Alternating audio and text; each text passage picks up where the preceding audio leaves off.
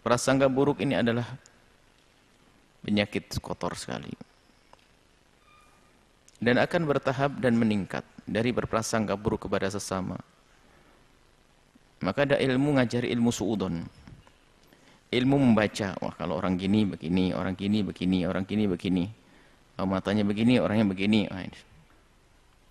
Ini kalau ternyata tafsirannya adalah hal yang baik, masih aman. Tapi kalau ternyata menjadi mengarah kepada praduga-praduga yang buruk, maka itu menyesatkan. Maka dari itu mari kita semuanya membiasakan kepada siapapun prasangka yang baik. Dan prasangka buruk sama sekali tidak diperkenankan. Dan kalau memang kita melihat sesuatu tersebut benar terjadi, maka prasangka buruk tetap tidak boleh, akan tapi sudah berubah menjadi sesuatu yang nyata kita lihat, maka nanti masuk wilayah nasihat. Jadi begini, nggak boleh kita prasangka orang ini jangan-jangan begini, nggak boleh. Akan tapi kalau kita melihat orang itu melakukan kemungkaran yang nyata di mata kita, prasangka buruk sudah nggak ada, karena melihat prasangka itu adalah bukan sebuah kenyataan. Tolong dibedakan. Nggak boleh kita prasangka buruk kepada orang tua, prasangka buruk kepada kawan, prasangka buruk kepada orang tua, aku guru, prasangka buruk kepada baginda Nabi, naudzubillah. Bahkan kaidah orang yang mencintai, makanya sederhana misalnya urusan kita dengan baginda Nabi. Segala sesuatu orang bisa menyaring. Iman, cinta ke Rasulullah itu yang akan menyaring. Kalau ada ungkapan, ucapan yang di situ adalah tidak layak untuk Nabi, nggak mungkin bisa. Karena kita sudah punya kaidah, Nabi adalah diberi oleh Allah segala kebaikan, segala kemuliaan. Lahir batin Nabi adalah bagus. Kalau sudah begitu nggak bisa kita mengungkapkan kalimat yang kotor, nggak bisa. Bahkan kalau ada orang ngomong tidak baik pun langsung hati kita berontak. Nggak mungkin Nabi semacam itu. Terus turun ke bawah, orang tua, guru. Ada nasib buruk seorang anak, prasangka buruk terus kepada ibundanya, kepada ayahandanya, prasangka buruk kepada gurunya. Sesaat mengatakan gurunya membeda-bedakan, memang dia yang paling bebel, jadi jarang disuruh sama gurunya. Misalnya, bukan karena gurunya tidak sayang kepada dia, dia diperintah, ditugasi, nggak bisa jalan, maka oleh guru biarkan. Nanti murid lagi-lagi suudon, wah ini guru-guru bedakan saya. Oh tidak, nggak boleh. Punya pandangan prasangka buruk kepada guru, nggak boleh, kepada orang tua nggak boleh. Seorang anak menduga orang tuanya tidak adil, nggak boleh. Memang orang tua tidak boleh tidak adil. Ini babnya beda. Para orang tua, tidak boleh orang tua tidak adil. Kalau orang tua tidak adil, hukumnya haram. Karena itu memicu kebencian, permusuhan, serta kedengkian di anak. Itu kan nasihat untuk orang tua. Tapi kita nggak boleh menduga orang tua kita tidak adil. Itu namanya prasangka buruk. Bagaimana kamu mengatakan orang tua tidak adil? Kakakku dibelikan rumah, saya tidak. Kamu yang prasangka buruk. Bukan tidak, belum. Karena kamu masih kecil, kamu masih muda, kamu belum nikah. Ini terlalu buru-buru kadang anak. Busuknya hati seorang anak kadang. Ayahnya membelikan rumah dulu, abang yang pertama, atau kakak perempuannya dan sebagainya. Bukan berarti yang lain ditinggalkan, belum waktunya. Bahkan kadang seorang ayah memberikan kepada si A uang. Kenapa saya tidak dikasih? Bukan tidak dikasih, tapi belum. Atau dibelikan sesuatu yang lebih penting untukmu. Maka jangan sekali-kali berprasangka buruk kepada orang tuamu. Dan memang sebagai orang tua tidak boleh tidak adil. Nggak boleh istilahnya ada anak mama, anak tersayang, anak bontot, anak laki-laki sendiri, perempuan sendiri. Nggak ada itu semuanya, hati-hati.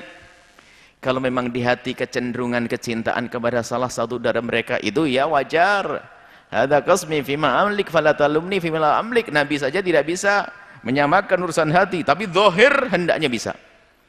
Orang tua tidak boleh tidak adil. Tapi seorang anak tidak boleh berprasangka buruk mengatakan orang tuanya tidak adil. Hati-hati. Ini kadang-kadang seorang anak nggak mau belajar benar. Di saat ada nasihat dari seorang guru tentang orang tua agar orang tua tidak adil, langsung pikirannya melayang, melambuk, melayang-layang mencari bapaknya. Bapakku tidak adil, ibuku tidak adil. Busuknya hati seorang anak. Ingat anak-anakku semuanya, tidak ada ayahmu tidak adil. Jangan sampai menduga ayahmu tidak adil. Jangan sampai menduga ibumu tidak adil, itu kebusukan di hatimu. Bahkan kalau seandainya terbukti orang tuamu tidak adil, terbukti tidak adil, lagi-lagi kita husnudon, mungkin belum waktunya kita dikasih. Gitu. Jangan sampai naudzubillah. Orang tua ini, jangan menduga orang tua tidak adil, kebusukan hati seorang anak. Jadi nasihat untuk orang tua itu, anak itu bukan mendengar untuk menuntut, akan tapi anak itu belajar nanti kalau jadi orang tua jangan sampai tidak adil. Ini kadang-kadang seperti itu. Kemudian kepada guru, seorang murid prasangka baik, prasangka buruk dengan gurunya. Kenapa sih guru saya ini kok selalu sayang dengan murid yang satu ini?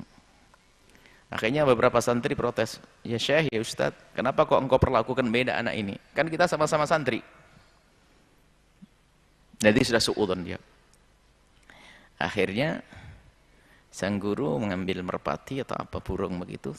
Ada beberapa santri, tolong nak, kita hari ini mau pesta, kita mau senang-senang. Mau nyembelih burung merpati. Di belakang ada burung merpati. Nyembelih burung merpati. Sekarang kamu pergi, kamu cari tempat yang sembunyi yang sekiranya nggak ada yang melihat kamu, kau sembelih. Nanti kita goreng bareng-bareng. Semuanya pergi. Wah, disembelih sudah senang semuanya.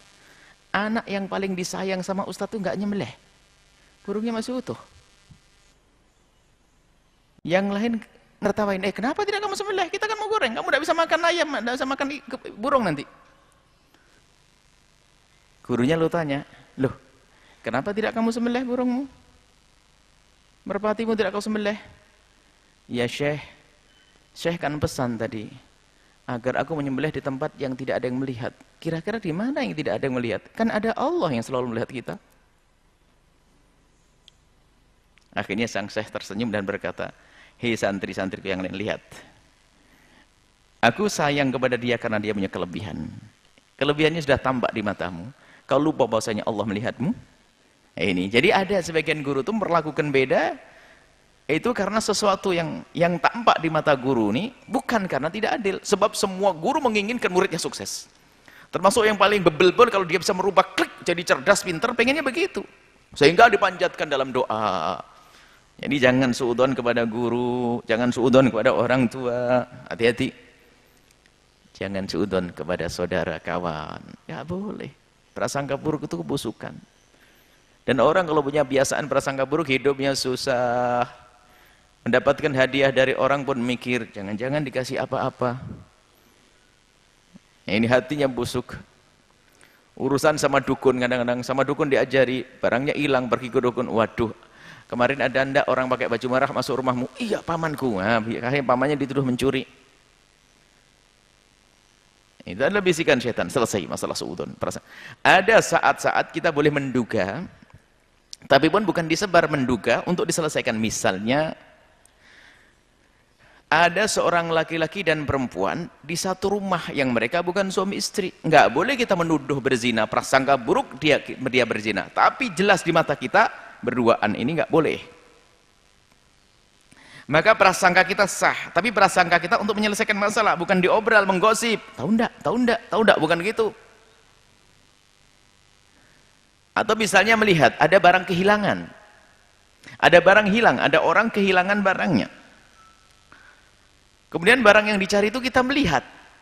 Sepertinya aku melihat barang itu di tempatnya si fulan. Saat itu hanya sekedar praduga, tapi tetap harus kita tata hati kita. Wah, mungkin dia belanja di tempat lain. Namanya barang kan bisa saja mirip. Cuman dia namanya dalam kasus pencarian pencuri ya bisa jadi ditanya, tapi dengan catatan menanyanya bukan menuduh lah. Tapi ini praduga, prasangka karena ada kelihatan. Ini seperti itu. Tapi kalau tidak terlihat, ini langsung prasangka, naudzubillah. Itu pun tidak boleh kita kowar-kowar cerita ke sana kemari. Kalau kita melihat sesuatu atau kekurangan pada teman kita, saudara kita, jangan diomongin dengan yang lainnya. Kalau itu temanmu, langsung ngelapor ke Ustadz. Ya Ustadz, mohon maaf Ustadz, saya melihat salah satu kawan saya begini Ustadz. Takut itu beneran Ustadz. Tapi semoga tidak benar, mungkin salah saya pandang. Tapi apa salahnya Ustadz kalau nanya? Begitu. Bukan langsung mengatakan begini, tahu enggak saya melihat disebar ke sana kemari. Ini adalah haram. Dosa bisa masuk wilayah menggunjing, kalau itu benar terjadi, atau buhtan, kalau tidak terjadi, prasangka buruknya dulu, kekotoran hati. Maka kalau ada orang mudah prasangka buruk, ketahuilah hidupnya susah. Setiap orang prasangka buruk, sampai nanti dengan pasangannya, dengan keluarganya, Allah, capek. Ini sudah dibahas pada pertemuan yang lalu, ini sekedar ngulas, sedikit-sedikit ngulang. Qala Rasulullah sallallahu alaihi wasallam, wa an Abi Hurairah, dari Abi Hurairah radhiyallahu ta'ala anhu, anna Rasulullah, sungguhnya Rasulullah sallallahu alaihi wasallam bersabda, iyakum wadhanna, awas ya, jauhilah daripada dhon, prasangka. Fa inna dhon akdzabul hadithi, sebab namanya prasangka itu adalah paling dustanya satu perbincangan. Kalau kita menduga seseorang, bohongnya luar biasa. Kenapa? Oh, enggak jelas kok kita ngomong. Atas dasar apa kok ngomong begitu? Berarti kan pembohong. Dan minal kabair, termasuk dosa besar. Mari Anda menyaksikan video ini, jangan lupa berselawat kepada baginda Nabi Muhammad sallallahu alaihi wa alihi wa sahbihi wasallam.